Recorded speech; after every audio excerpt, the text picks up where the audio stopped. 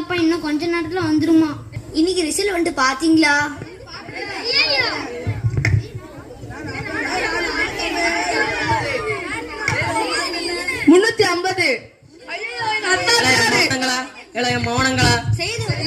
அவன் மட்டும் கையில கடத்தான் வச்சுக்கோ, விளக்கமா பிஞ்சு போகும். பூச வாங்கிக்கலாம். மனுஷ மாதிரியால இருக்கியோ, சைத்தா மண்டை மாதிரி இருக்குல்ல, பரட்ட பெருவலா. ஒழுங்கா மண்டைய வெட்டிட்டு வாங்கல. இளைய மௌனங்களா, இந்த இருக்காம இங்க வா. மார்க் என்னல? 350. இவனை இதுக்காக ஃபீஸ் கட்டி படிக்க வச்சேன்.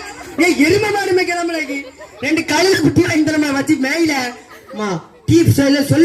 செல்போனு மண்ணள்ளி போட்ட செல்போனு.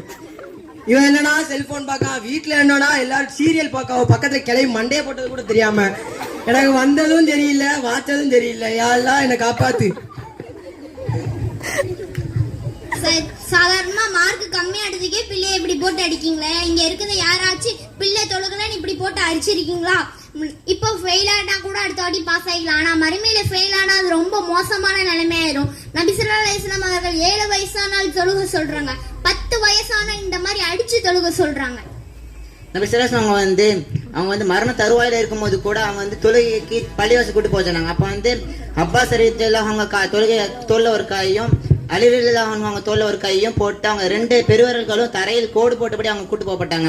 அவ்வளவு மரண தருவாயில கூட அவ்வளவு தொழுகைக்கு முக்கியத்துவம் கொடுத்திருக்காங்கன்னா, நம்மளும் தொழுகைக்கு முக்கியத்துவம் கொடுக்கணும். நம்ம சந்ததிகளை தொழுகைக்கு முக்கியத்துவம் கொடுத்து வளர்க்கணும். நல்ல நண்பர்களை தேர்ந்தெடுப்போம், நல்ல நண்பர்களோடு பழகுவோம்.